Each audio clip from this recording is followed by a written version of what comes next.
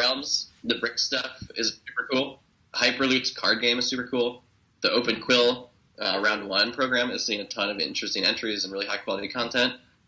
There's a team that just joined last week called Loot Man, which is in the Coming Soon section of the Discord, which I think everyone should have their eye on. And if you're on this call, maybe pop into that channel and give them some feedback, give them some love.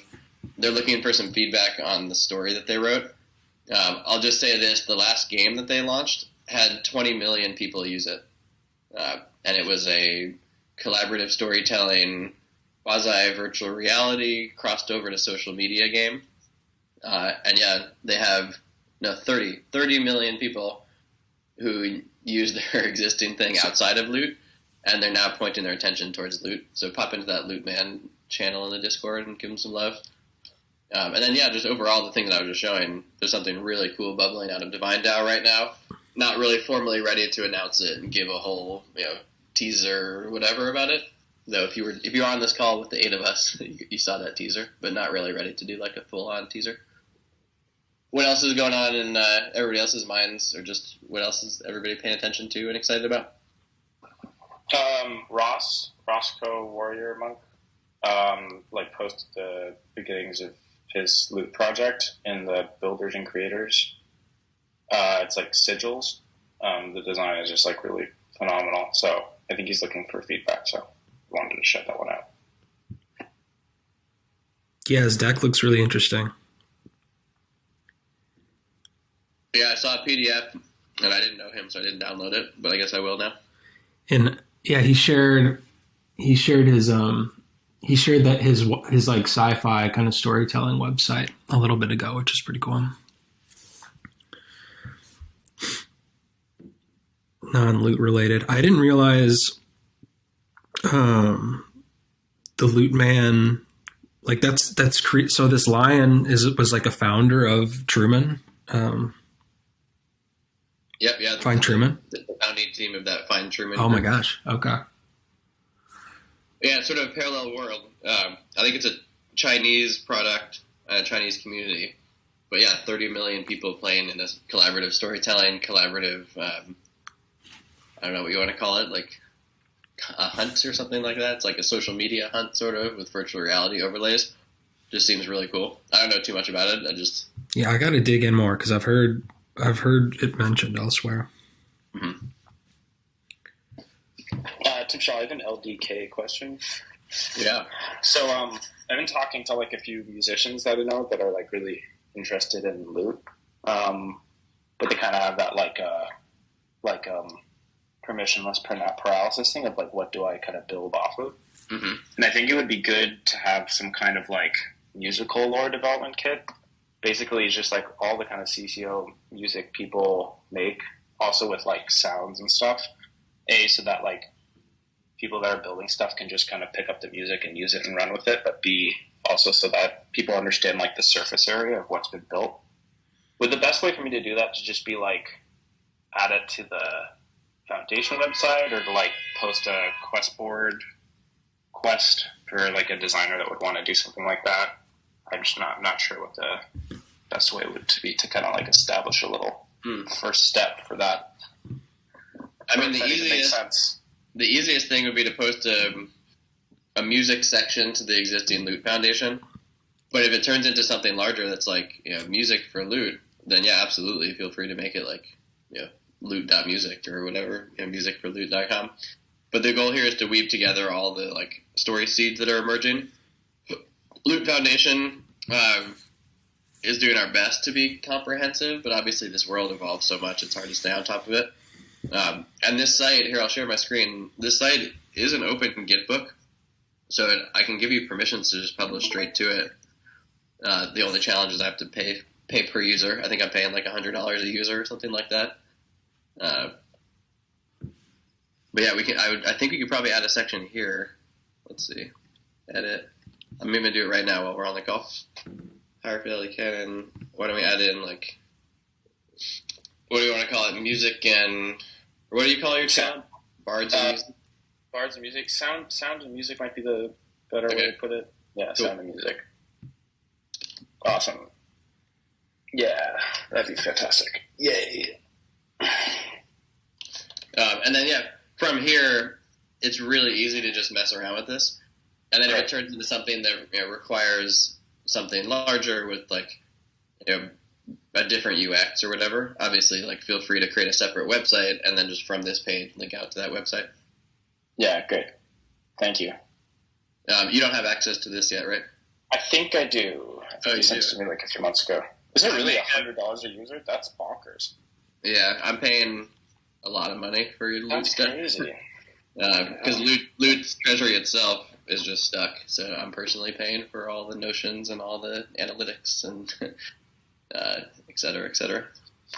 I don't think you're on here anymore. I think I took people off who weren't really interacting with it because I was paying for it. Yeah.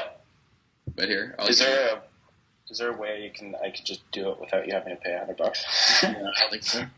But here, I'll send it. Thank you. Yep. There you go. It's in your DMs now. Let's see. Cool. Thanks for asking. Yeah.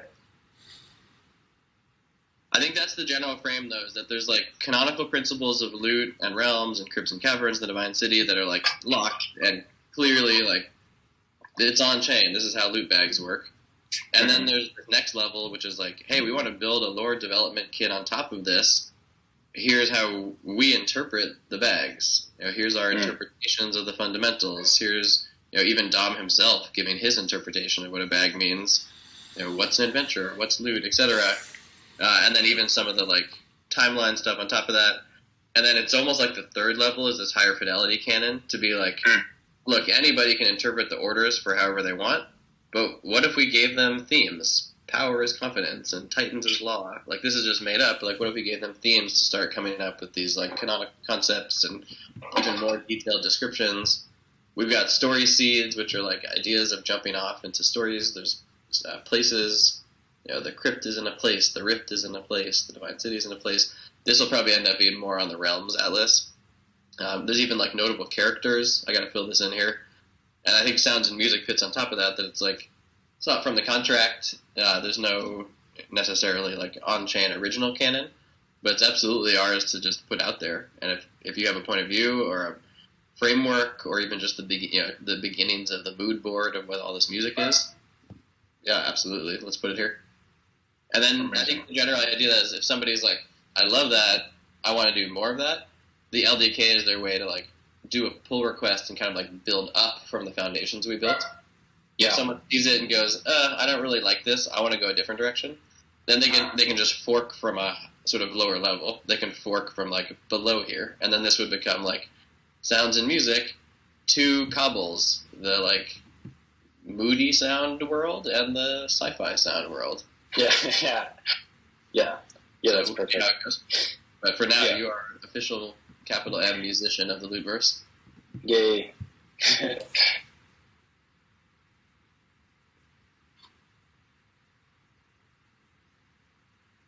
What's up, Nikobar, Foolish Swami? E-Ray, I don't think I know you. Welcome. Guys, today we decided we weren't going to do like a formal presentation because we didn't really have anybody who signed up for presentations, so we're just sort of banging around and chatting in general. There was one person who wanted to present, but I actually don't think I see them on here. It was this, Amir Ali. Yeah, I don't think I see them on here.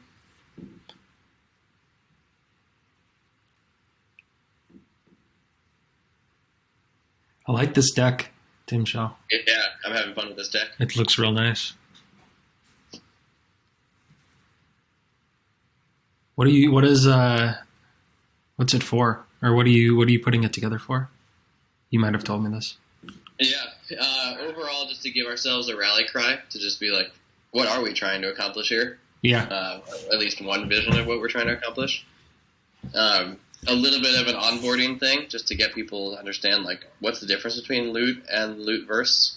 Loot is more than just 8,000 bags. Lootverse is this whole emergent ecosystem of all these projects, and how do they fit together, and what is Loot, what is not Loot. And then what really seeded this, Andrew, was actually me realizing that this was happening, that there were, like, a bunch of different approaches to lore happening, and I wanted to come up with like a lore development strategy that was at least like a cohesive combination of all the things that were happening between Bibliopedia, OpenQuill, the Divine Library, Loot Foundation, and then all of the like lore happening across the world. So it started here, and it kind of built up from that seed. I think this is the first time I've seen something that looks like as synthesized as this in terms of like a synthesized strategy for world building creation for Loot. And then from the lore came this wider concept of how are we going to work together. It's this framework, this idea of doing collaborative world building, not collaborative storytelling. And then once I got their answer, I was just like, yeah, you know what? Let me just fill in the rest. Like, what is the rest of Loot? Well, it's composable, permissionless, collaborative. It's a whole canvas of all these different projects that fit together. It's world building from low fidelity to high fidelity across this world. And then I kind of just went all the way back up to do. You can see see how my brain worked here. Like, started from why I wanted to do it, which was the lore stuff, and then it just blew up into like a Loot rally cry deck. Anyway, I'm a geek about this stuff. I mean, if we wanted, I guess I just previewed it. Like, if we want, I could present this. I haven't actually presented this to anybody, and I haven't published this yet. And my intention is to publish this as a Medium post or a mirror post that's like a rally cry. Here's where I would like us to go. In a unofficial. This is just the point of view of one person kind of way. But I mean, if we want to share it now, I could get some feedback. I don't know. Is there anybody on the call who wants to share anything that you're working on, or get feedback on anything you're doing, or just share general thoughts about crypto craziness all around? My dog has an opinion. Yeah, I got some stuff about like Loot, or what is Loot stuff, but I think I'm going to save it for next week because I got to work on it a little more. Cool.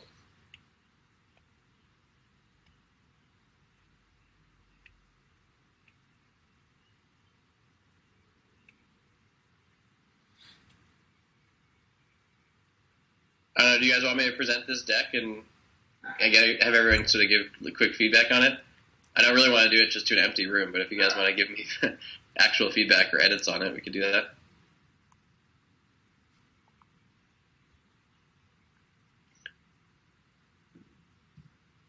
Yeah, let's hear it.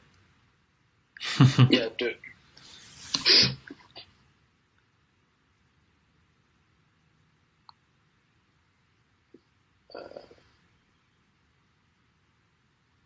Okay, well, this is our most unofficial Loot yet, or Loot Town Square yet, which is kind of cool.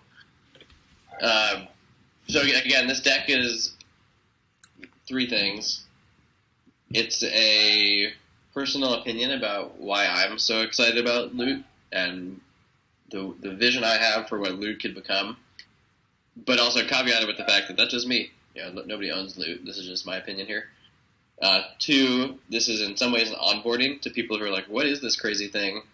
We have this website, but this website is not super welcoming. It's like, what is happening here? And you kind of have to understand like the backdrop before you dive into this. And Loot Foundation helps too, but Loot Foundation's more about like builders and developers and designers. And then it, as you guys know, it gets pretty deep pretty quick into like all the stuff around Loot. And so I wanted something that was a little bit more middle ground, like a quick, 10-minute onboarding to just make sense of like, what is this crazy world that's being built here? And then third, it's a cohesive strategy for us to do lore development and a cohesive strategy for us to do sort of the media, content, storytelling side of the Lootverse. Here, let me unmute QL, just posted. Yeah, sorry, if you want to unmute and chat, just ping in general. We muted all the people that had bad background noise. Oh, nice. Yeah, thanks, Tim. No, I'll let you carry on. I just wanted to. I don't know if somebody else is also in the same situation, but just like to say, yeah, it's not an empty room. Here's some noise. Please keep going. Sweet. Thank you. All right. Present. Tim, real quick, how do you want to? Do you want instant feedback? You want to wait until you're through before we start to, say some stuff? What do you think? Let me get in the flow, and then we can do feedback. Or actually, I'll pause in a couple of moments and ask for feedback, and then at the end we can do it too. Or if you have something that's like just a small little tweak or whatever, just pop it into chat. Perfect. Okay, so I'm not going to put on my stage presenter hat. I'm going to present this just as something I've been thinking about. So the story here being, as you guys have heard from me before, one day there will be this global community-owned, decentralized live fantasy franchise. You can call it a decentralized Star Wars.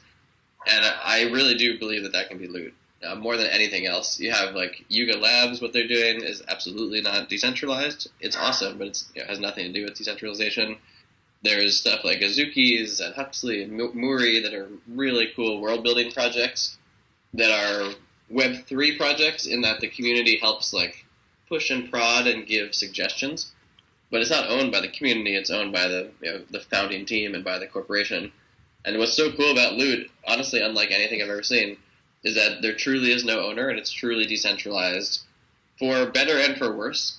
There's a lot of worse in that there's no funding, there's no coordination, there's no team, there's no backing, there's no ability to take one step forward, without asking everybody. But this deck here, hopefully, is a point of view or a vision for how we will get to a place where the decentralized Star Wars is not just a random collection of unconnected things, but is a cohesive universe that we're building together. You all know this, but Loot itself is this original on-chain NFT contract gifted to the internet, full public domain, open source foundation for an ecosystem. Loot is not a business. Loot is not a company. Loot doesn't have a corporation. Loot doesn't even have a DAO. Loot is just an on-chain contract that contains the seeds of a world. What is the Lootverse? The Lootverse are the 75-plus active builders across the Lootverse. It's the 25-plus active teams. I did the quick math, and it's about 26,000 holders across the Lootverse, across MLoot and Loot and Genesis and Realms and Loot Explorers and Hyperloot and et cetera, et cetera, et cetera. So it's kind of cool to see that. I also, where was that list here? I was trying to come up with a stat for like how many people are actually working in the Lootverse. Lord, maybe I can't find that. Well, I was trying to figure out the stat for this one. How many active builders are in the Lootverse? And I didn't want to just come up with a random number. My gut tells me like a couple hundred active builders who are actively working on this world. But obviously there's no org chart. There's no team. There's no system you can log into. So I made a quick list of just the people that I know personally who are working on this, and I got to 80 people just in my own personal list. So from 80, maybe there's a couple hundred, which is pretty cool. 1,000 ETH in DAO treasuries, which is kind of a cool metric across Biblioteca, Genesis Project, Divine DAO, and Loot's own treasury. There's about 1,000 ETH, which was more meaningful just a couple of days ago. But whatever. It's the one ETH is one ETH, as they say, I guess. And in terms of all time, maybe y'all know this too, but Loot is a top 15 all-time NFT project. If you go to OpenSea, I think there's like a rankings list or something like that. Yeah, rankings. And you go rankings all-time. Maybe I should put a screenshot here. Loot's number 16 just alone. And when you add in Genesis, that's had a couple thousand ETH traded. Realms has had thousands of ETH traded. Hyperloot, Loot Explorers, etc. Pretty quickly, Loot becomes like maybe even a top 10 all-time traded NFT project, which is pretty cool. Right next to Bored Apes, CryptoPunks, Art Blocks, Azuki, CloneX, Sandbox, Moonbirds, Doodles, Decentraland, Meebits, Cool Cats, and Loot. That's pretty good company to keep here. It's not about trading volume, obviously, but trading volume is sort of a barometer for interest and intrigue and people's just general, I don't know, maybe like belief in that there is something here. It's hard to put a finger on what it is, but there's something here. And obviously, like, actually, no, I'm going to stop talking about trading. It is what it is. You guys get my point there. I also wanted to just throw in a slide in here to be like, this is just my point of view. there is no official loot deck. Is there no official loot team? There is no official anything.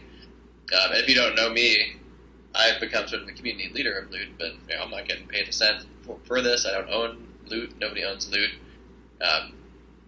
We're all doing this sort of out of the love of the game. Andrew and I have been doing this for, 6 months now, Andrew, or something. And I think eventually we should probably have a loot DAO and come up with some sustainable way to have a community management strategy and a marketing strategy and a development strategy that's not just hoping for people to do stuff out of the goodness of their heart. But till then, we have been doing this because it's just exciting and gives us energy. I don't know if you have any comments on that, Andrew. I could probably put your name on this list too. Like, you have a pretty similar vision for the Lootverse, I'm sure, that I do. But yeah, just to call this out, to say, another reason I put this here is to say that this is like one vision. And the vision or the dream that I have for the Lootverse is this idea that we're learning from what each other are building, that we're finding each other permissionlessly and collaboratively, and working together to build this world that's not just a bunch of random, unconnected space rock in the sky, but is a cohesive universe. So it's still like an infinitely expansive universe, but a cohesive universe. I thought this was kind of like a cool way to phrase it. So that this moment that we're in for the past 6 months is like the Big Bang for the Lootverse. And the Big Bang wasn't day one. When we look back on this in a couple of years, the Big Bang will be the first 12 months of loot. Like, it's all happening right now in slow motion. We're building together. We're building places and characters and canonical foundations and games and stories and more all together. For distinction between loot and the Lootverse, I thought this was kind of a cool way to frame it, that loot is a thing. It's an 8,000 NFT collection. The Lootverse is the collection of all of these projects and people who are building a world together. I have this whole canvas of like places and games and characters and stories and art, and I guess I should add music to this, Glacialiac, and physics and conflicts and more. And it all sort of fits together into this wide canvas idea. So we collectively, probably need more logos, are the Lootverse. The dream here... Yeah, go ahead if somebody wanted to jump in there.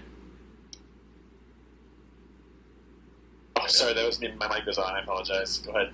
No worries. Was that like +1? Also, +1. Nice. What's up, Nicobar? I see you typing too. This is pretty heady, but I'll just read the sentence out loud because that was kind of cool. The dream here is to transform this collective creative consciousness of our community. Like, we collectively have this creative consciousness of, like, what is this thing going to be? Transform that into this rich web of stories and characters and games and multimedia that is not a business. There's no, like, equity in loot. There's no revenue model. There's no office. There's no team. It's a foundation. And I want to call it out because the purpose of loot is not to build the corporate Disney. The purpose of loot, in my mind, is to just manifest joy and excitement and energy and intrigue in the hearts and minds of the people who are participating. Loot has done that for me a number of times, and I think it's done that for a lot of us a number of times, which has opened up like a window into a future, and it's just inspired us in unexpected ways. But loot, in real life, I'm more of like a normal business builder, but in this world, you kind of have to put some of that stuff at the door, or leave some of that stuff at the door, because loot is not a business. But I'm going to get through a whole list of like what is loot and what is not loot. But I like this way of putting it, like, maybe because I like the alliteration of the C's, maybe Glacialiac, you like this too. The collective creative consciousness of the Lootverse community just rolls off the tongue. You can tell I'm a big geek about this. So this deck then tried to explain to people that loot is created by the community, it's collectively owned, it's a huge experiment, and still TBD how it all works out, but a big experiment in permissionless teamwork. Loot has no owner.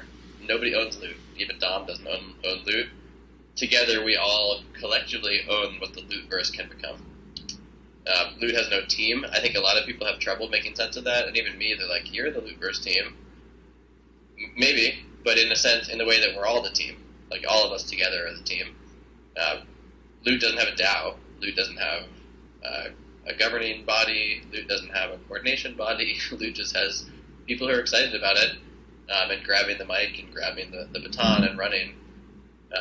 I'd say the Loot-verse is probably a little bit more opinionated in that the Loot-verse is what this deck is. Like this deck presents a vision for what a Loot-verse can become, but Loot itself is just completely decentralized, no team, no owner, no company.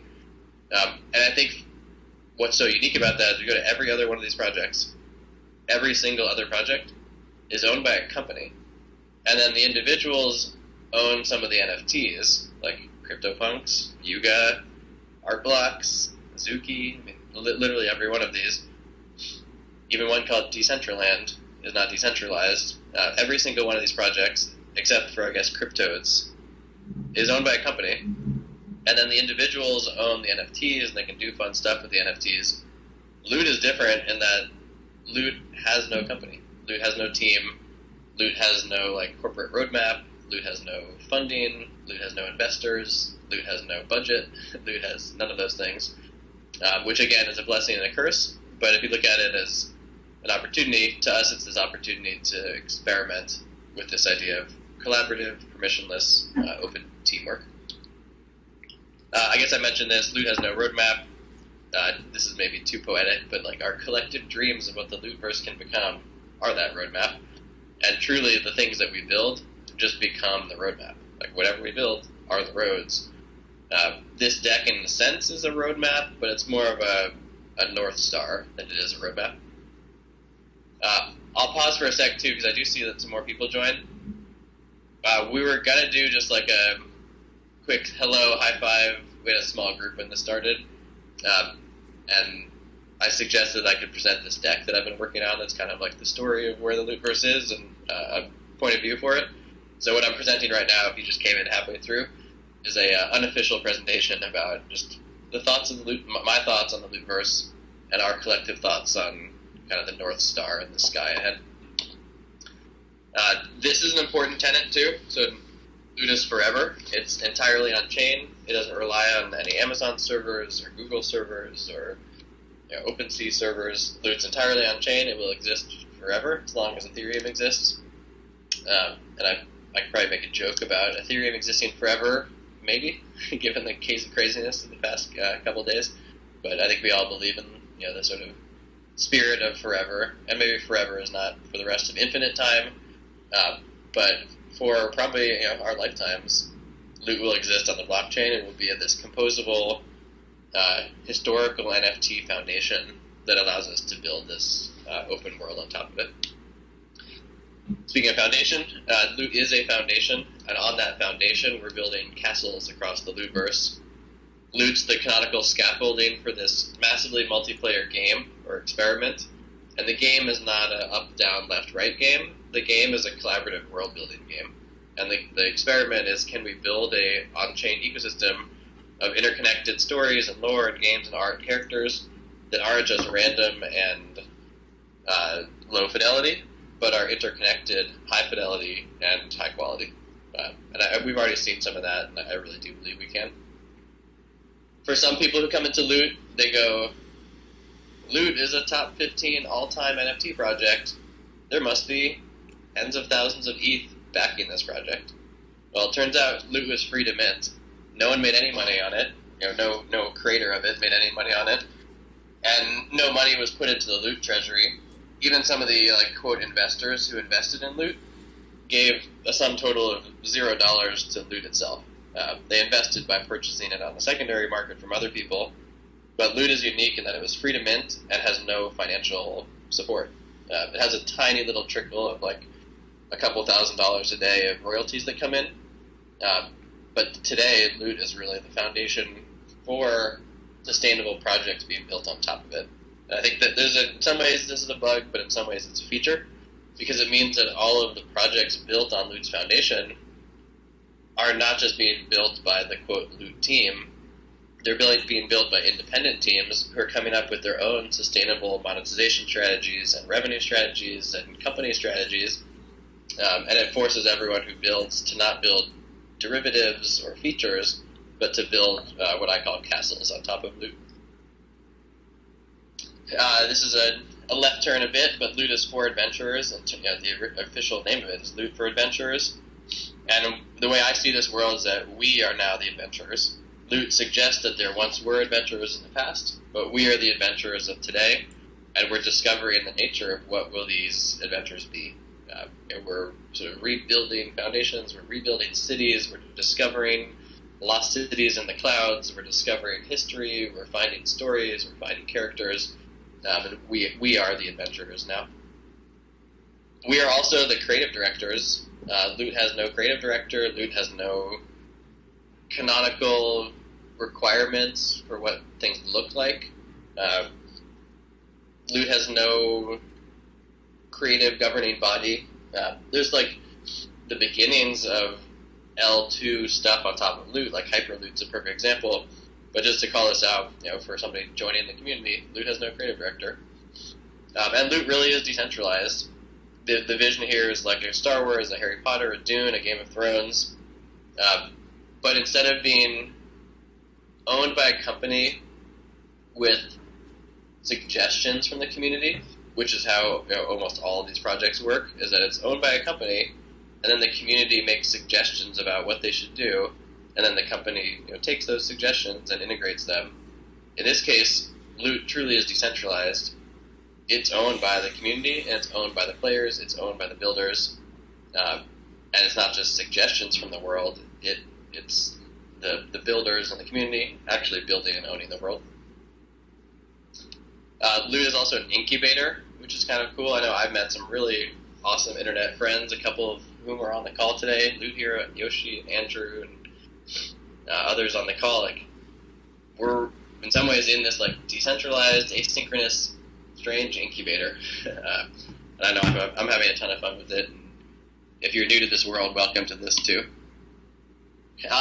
And then this sort of pulls into the next chapter of this. So that's like the what is Loot, and then if I'm somebody trying to make sense of Loot, it starts with, Loot is just 8 lines of text, which is, what everybody has seen here, this type of stuff. But inside the contract is the canonical scaffolding for a whole universe. Specifications for characters, rankings of items, the suggestion of a timeline, and more and more. And even Dom himself, this is a month ago, I think, considers the loot bags to be more than just bags of 8 items. I thought this was kind of cool. This is Dom saying, like, what is a loot bag? It's a bag that contains an entire universe. This is a piece of lore that he dropped, an excerpt from Bags, where he's saying adventurers choose to seal much of their life and belongings, treasure, transportation, property, and persona into the equipment itself. Wherever the adventurers go, their bags go as well. Wherever their universe goes, their bags go as well. I think this is a really cool framing for a starting point. And then inside the loot contract is this whole world of hidden lore, greatness and rankings and experience and character classes and more that you have to tease out to understand, but there really is something special inside the contract. So then from that canonical foundation, what we're building is the lootverse. What is the lootverse? The lootverse is the interconnected web of projects that together make up this infinitely expansive, cohesive universe. It's loot as a piece of art, loot as a composable game world, loot becomes this collective storytelling project. Loot is the minimum viable fidelity collection that acts as the foundation for the lootverse. The lootverse is a growing decentralized media organization, et cetera, et cetera. I thought this is a really cool way of putting it, and Fabian is a community leader as well. So just some visuals too, to like really bring that to life. When we talk about world building from low fidelity to high fidelity, this is what we're talking about. From a loot bag to a Genesis adventure to a full-on rendered character. From a divine robe inside of a bag to a mage wearing that divine robe. From a loot bag to a GA to a Hyperloot GA, which is now 3 projects combined, Loot, Genesis Project, and Hyperloot, collectively working together to bring this stuff to life. This is another cool example of Hyperloot, like from a bag, a whole playable character. I'll just let this run again because this is just so cool to me to see this.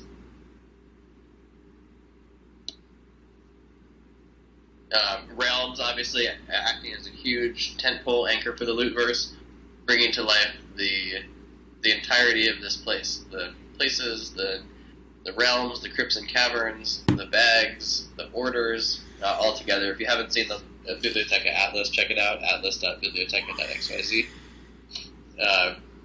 Super powerful, and there'll be some really exciting stuff that pops up there in the next week or two. Low fidelity and high fidelity is about like finding new places. This is a hint of the Divine City that we're starting to find.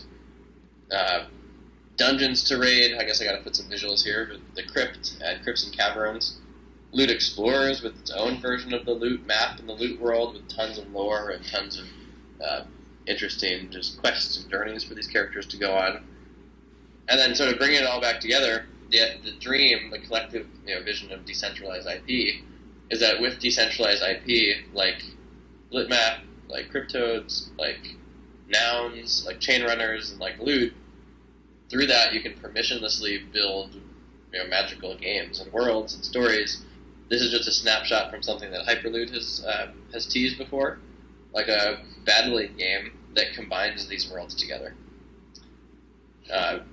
So those are some visual examples that sort of sum up together into this collaborative world-building canvas that's the combination of all of our projects. Places, and games, and characters, and stories, and art, and societies, and physics, and public goods, and parallel universes even, all together kind of make up this collaborative world-building experiment.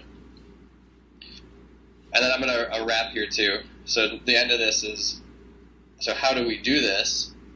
We do this in three ways: by being composable, by sort of permissionless access, and by being collaborative. So composable means let's do what we can to like make things as open source and on chain and interconnected with each other as possible. The more composable it is, the more we can tie to each other's contracts and to each other's projects. And composable doesn't have to just mean on-chain composability.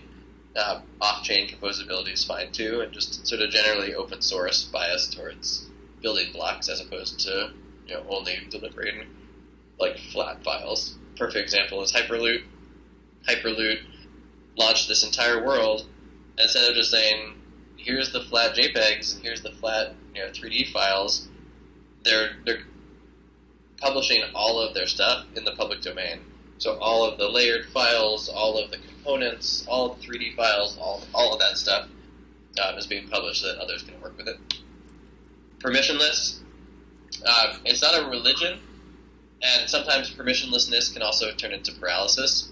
But permissionlessness to me means a bias towards open-armed, open-hearted, open-minded collaboration, as opposed to like locked door work together. But it doesn't always mean that somebody has the permission to grab the steering wheel. So it's okay still to have a steering wheel. It's okay still to have a driver. It's okay still to even have, like a room where people are working together on something. Not everybody can jump into that room and grab the megaphone and take over. But it's a bias towards that room having glass doors, and a bias towards that work being done in the open. So permissionlessness done well, I think, can be really powerful. And then collaborative, what I mean here is collaborative world building, not collaborative storytelling. I think sometimes people think of it as like everybody fills in one sentence or one word or one idea, and then it all comes together. To me, it's more about collaborative world building, that we together build a bunch of multimedia. Music's probably a perfect example. It's best if one musician or maybe a group of musicians together make a song or make an album. If everybody put one note in, or one bar, or one word into a song, it would just evolve into craziness. So the idea here is collaborative world building, not collaborative storytelling. The stories can be created individually, but collectively they make up a world. And then in terms of the framework for how we do collaborative world building, I think about it this way, that because it's public domain and CCO, anyone can create anything. And anyone can create anything that even mentions other people's bags or other people's realms or other people's GAs or NFTs, whatever. And then the owner can curate their own stuff. So if somebody like if there's 10 different people who've written stories that touch a specific realm, the owner of that realm can't tell people to not do that because it's public domain CCO, but the owner of that realm can curate them and can sort them and order them and maybe give editorial comments on them. The owner of the NFT can curate, but anybody can create, and then the community can moderate, meaning that the community can sort of shepherd and steer and point things in a direction. And in the case where something terrible gets put into the world, like Reddit style, you can still have moderators that just because it's open doesn't mean it has to be open to anyone to do anything. If something comes in that's fundamentally at odds or offensive or whatever, the community can moderate that. And then all of that synthesized back together is this lore development strategy for us. That's the Loot Foundation at the core, the Open Quill Foundation as a writing grants program to help encourage community and external community creation, the Realms Bibliopedia as the Wikipedia of the Lootverse that contains everything, and then the Divine Eye / Divine Library as a publishing vehicle, a on-chain library, and a virtual NFT that provides access to that library that essentially takes like the most cohesive, compelling content from the Bibliopedia and gives writers and creators an opportunity to kind of get like published in a bigger way. I have some slides on these that I'm not going to go through on this call, but these are like the specifics of each of these programs. But the way that they fit together, I think, is the most important here. That it's like a symbiotic system of projects and people working together in one direction under one North Star. And yeah, that all synthesizes together to us creating a universe which maybe has some multiverse vibes to it, but it's creating a cohesive universe together in a way that's open that anybody really can build with us. So there you go. That was much more than I intended to present today, but you're on the call. There you go. I didn't really get any feedback. Sorry, I was just kind of in the flow. But any feedback or comments, or for people that you've tried to onboard to the Lootverse, maybe, or just even yourself, feelings, comments, or reactions to some of this? I can start. I got a couple. Yeah. First of all, I think the goal is spot on in terms of what we need. Onboarding people into the Lootverse can be somewhat difficult unless you've been there while things are changing so fast. Mm-hmm. So having this piece that you can hey, check out this thing, it's really awesome, and you can just point them to this, and it does give you this bit of an onboarding presentation is great. So thank you for making it and starting it. I think it's good. And then actually my other piece of just thoughts that I had were about this slide right here, and I might want to advise against using the Star Wars right here, because I think there's just a lot of baggage with that, good and bad. And maybe it wants to be like epic or tale or something like that, Yeah, I mean, I read it as epic. Yeah. I read it as like decentralized media franchise, but it sounded too, I don't know. I have enough buzzwords in this deck already. But yeah, I know what you mean. It is like an epic world almost, I don't know. I don't know exactly what word to use, but I think if you use Star Wars, it frames people's minds, not necessarily where we want to go, or where we're at. And that's it. How would we call it this? A fictional universe. Epic fictional universe. Epic. There you go. That's good. Over now. Nice. Thanks for the feedback. Yeah, I would say the same. I said this is fantastic. This is Nikolai. What I like too is it's funny to hear everyone talking about the speed of this space, and it's getting to a point now where if the only thing we have is speed, we're sort of lost. Because if you're trying to onboard people on a train that's going 200 miles an hour and you can't stop to slow down for them, it's just not going to work. So stuff like this, I think, is fantastic to help people catch up and get up to speed on things. But yeah, I've done these spaces a few times. So just real quick, like, just to, I guess, back myself, just because while I'm in these spaces, I'm a designer in the real world. So anything that's around building, creating, all asynchronous work, I think is really interesting.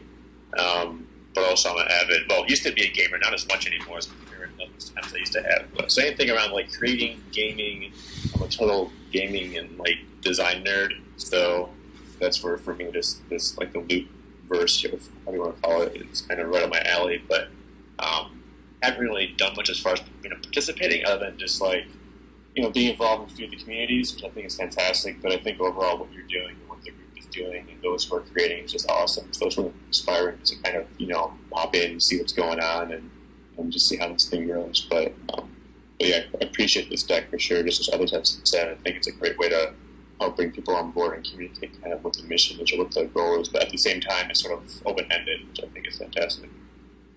Awesome. Well, welcome. Thank you. Yeah, fucking awesome. Well, the thing that I'm going to talk about next week, which I think is like a good, I guess like an addition to something like this, is just like the notion of like what is loot as like a new medium, because I think that's the thing that confuses people when they encounter loot, because they're like, well, it's not really, well, it's like not Star Wars. Like, what about loot is that makes it like a new art form? And so this is something I've been reading about for the last 5 months, and I think that'll be interesting for people. I think it comes in the lineage of like generative art. Like the whole notion of generative art is that like somebody like builds a kind of like autonomous system, right? The system like separate from the artist, and then it's the system that then generates the art. And I think the loot is like some kind of new generative art, where instead of like the system being like an algorithm on a computer, the system is just like art making community. And you can think of like primitives as this like new kind of way of like setting up these like simple rules for which people like build these like generative worlds. So anyways, I think that alongside all this stuff, like I can imagine a lot more people just talking about what is happening on like the art form level with this loot stuff, because the more that is like crystallized, the more you'll actually start to see people like understand like, okay, so then what does it take to like build another universe like that? You know what I mean? So yeah, because there's so many. I have a list of all the names: collaborative role building, collaborative media, decentralized storytelling, decentralized art, decentralized media, bottom up storytelling, bottom up fiction, community as art, virgin art. Those are all the names that I've encountered thus far, which means something's happening. So anyways, these are just kind of my thoughts on that. I'm not sure if that makes sense. What was the word you used before? Generative art has like an algorithm. You used a better word than algorithm, though. Yeah, autonomous system. Actually, yeah, a generative system. That is the word that they use in like the art theory on what generative art is. But yeah, it's like a new kind of generative art. There's a few features of it that are like totally different. But it's like, yeah, like once you have like personal computers, you have like a kind of isolated generative artworks, like someone makes a painting. But the moment we have this like global blockchain computer, then you have this like global, artwork that literally spans every single. It like loop bundles every art form ever, which is another feature that I've never seen before. It's fucking great. Anyways, I'm rambling. That's my thought. Well, you got a slide here. Loot is generative art. The canvas is the community, and the generative system / algorithm is our collective consciousness. How about that?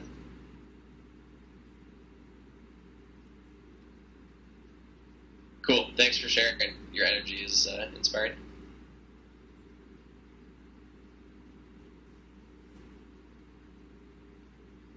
Anyone else have any thoughts on this?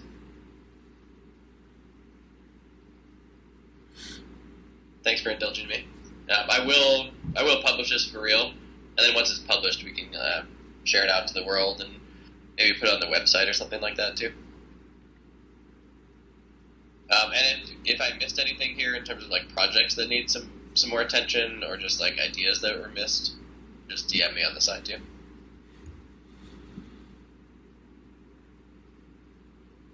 Cool. Yeah, Well, Tim, thanks for yeah, go ahead. your presentation. I thought it was really good. Kind of some of it is like sort of herding things together. And one of the things I wanted to raise in this call was that I'm finding it difficult to keep across the many different projects, and I feel like sort of some of the talent and some of the energy is being kind of like fractionalized to different Discord communities. And it's kind of like, you know, Tim Shell is doing so much in this space, but maybe I won't be able to see that in the Discord channels that I frequent. So, yeah, I don't know if anyone else is finding that. I'm really keen to see us have fewer spaces to interact, because I feel like it's sort of getting lost. Yeah, I'd be a big fan of unifying some Discords. It's a hard balance. We tried with this idea of outposts, and to be frank, it hasn't really worked that well. What we did here is create an outpost per project, and the idea was that like news and general chatter ideally would happen in like the Realms loot channel or the Crypts and Caverns loot channel. But you can see it even in my own Discord list here. Everybody's got their own. Genesis has a Discord, Divine has a Discord, Loot Explorers, Hyperloot, Banners, etc. The Crypt, they all have their own Discords. And yeah, it's overwhelming. I'm as close to this to anyone, and I don't log into all these Discords every day, and it's just too much to keep track of like this like insane chatter happening across one Discord, let alone 15 Discords. Do you have any suggestions on how we could do that better, QL? I completely agree with you that it's such a difficult problem, because the servers exist for a reason, and all the channels within those servers exist for a reason. Yet it still does dissipate the energy from kind of one sort of stronger swell, and lots of little streams, which obviously has its positives. But I think yeah, like some of the issues that I'm seeing a lot in these various servers is that there are just too many channels. I mean, this is it's an issue with a lot of Discord servers, I'd say. But I think we've got an awful lot of channels across the servers. So even if the servers weren't reduced, the amount of channels within them is significant. Yep. Yeah, no one's nailed that UX yet. But that's a scaling thing. It's like when things get really busy, like in the Genesis Discord, we kind of need we have separate servers for all of the orders of power, trade channels, things like that. And when things are really, really busy, there's a lot of mana being minted.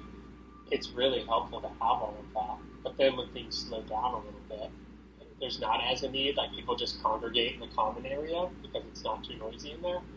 So I think it's maybe the communities could benefit from using auto archiving, for a lot more channels, so that like when things slow down, all of this stuff just automatically disappears. So when you join those servers, it's here's the main one, and maybe here's like one or two extra ones.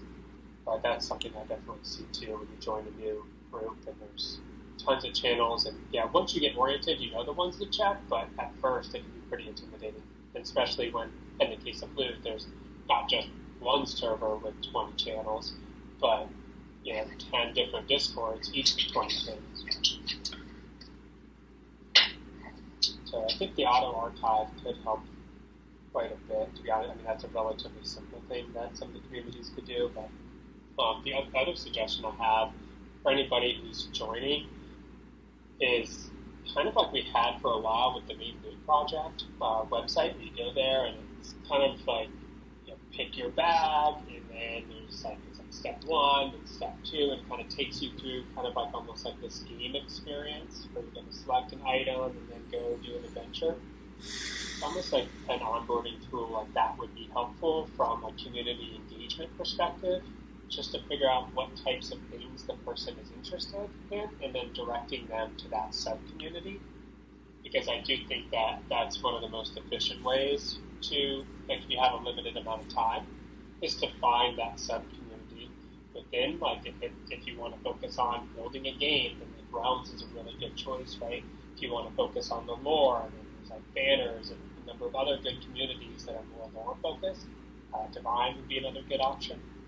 And so some kind of onboarding process like that might be helpful, because I think once we get somebody to a small enough subgroup where they can quickly orient, meet everybody around and start working, I think it's easier to go from that position to understanding the bigger space rather than trying to understand everything at once, because by the time you've spun a full 360 around the room, by the time you get around one lab, the thing you looked at originally has already changed because of how fast things are changing. So finding that right niche in sub-community, I think within Loot is a really powerful thing. And figuring out ways to make that easier for new members, I think could be a huge benefit to our collective community. Yeah, amen to that. I think it's a philosophy more than anything. It's it's a philosophy of a community to kind of have it in mind to concentrate on certain areas. So Loot Hero there mentioned about the channels within the Genesis Mana project server for Of the Giants, Of the Twins. Kind of like, how many of those do we want? Because it's the same thing in Realms. So you've also got a Of Giants, Of the Fox, of the Twins, whatever, and kind of, sometimes places are thought of as like pubs or something. That's kind of like an idea that people use, and like you kind of only really want this one place that people go to. That's what makes it exciting. That's where you're going to see certain people, and I guess kind of depending on the philosophy of the sort of project you're involved in, things can get sort of fractionalized pretty quickly, and you can lose sight of people who are building to their pubs, and you're in a different one. So as I said, it's I kind of see it as like a philosophy, and maybe there's an attempt to be made to go through these various servers and identify where there are multiple matching channels, and is that actually one pub? Do you want that as one pub that's only in that one place, or is there a genuine need? There's going to be a need for Of the Twins, Of the Fox in multiple servers.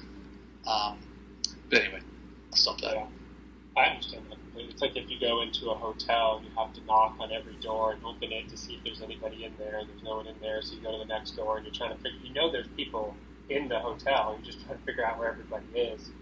The auto-archiving here might actually be a really simple option, because, when you configure a channel to auto-archive after inactivity for 7 days or whatever you want, it just automatically disappears. So you can imagine if all of the channels were like that, then it's like if the hotel is full and there's tons of people, you need all these rooms to keep things organized. But as soon as things slow down a little bit, all of the rooms automatically disappear, and now when you walk into that server, there's just like 3 rooms or something. So that in itself might be a very simple way for some of these communities to achieve that. Certainly Michelle and I can look into on the Genesis Discord side, kind of doing that, so that when you join, it just feels a little bit more like one big space rather than 20 or 30 different small rooms. But then maybe we could test that out on the Genesis side, see what that looks like, and then if we feel like it's good, and I don't know if you're already in the Genesis Discord, but if you kind of see how that works and seems from your perspective to solve that problem, maybe we could advise that the other teams do the same on their servers. I don't know about consolidating the different servers. That's a little bit trickier, right? I do think that like the Outpost is a good strategy, but ultimately the teams do, I think, need their own Discord servers.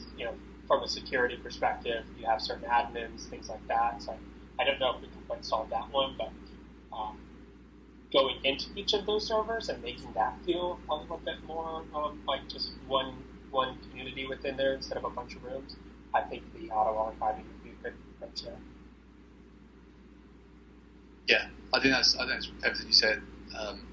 Really good, and I don't think there's an easy solve for everything. So yeah, definitely, and also I think some of the stuff in Tim's presentation highlights that there's a lack of a funding mechanism for contributors here because Tim's saying he's not getting a cent for that work, and that's it's ludicrous in a way, but it depends on the funding mechanism of the project, so to speak. But it's a shame that we can't have kind of the sort of retrospective, rewarding thing that sort of Optimism has going on. So yeah, it would be amazing if we could, and then you could have a community manager that deals with, I don't know, if they get onto a list, they can have access to this community manager, and then that community manager has insight over a lot of different servers, and that can help consolidate it. But again, that's just... yeah, there is something there. We've talked about... So Loot does have a bit of a treasury. Loot itself, just from royalties. I think it's maybe... what is it now? Royalty.com. I think it's got 200 or maybe 300 ETH in the treasury. Yeah, 230 ETH. There was one retroactive community round many months ago, back in December, where we did a retroactive round and people voted and gave money to Dom and Realms